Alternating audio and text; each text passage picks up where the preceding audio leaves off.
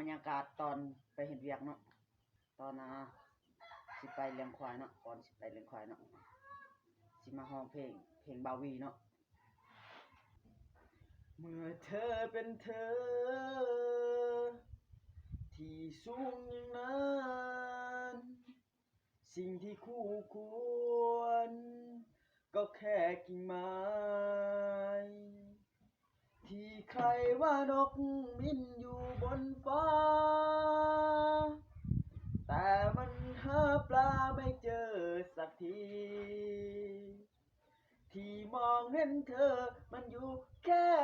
นี้ฉันไกลเหลือที่ฉันเอื้อนไม่ถึงสุดยอดมากมีแรงจริงๆไม่เพลงของเขาแต่เพลงของเราเองแต่เพลงเขาแต่งเขาห้องเนาะ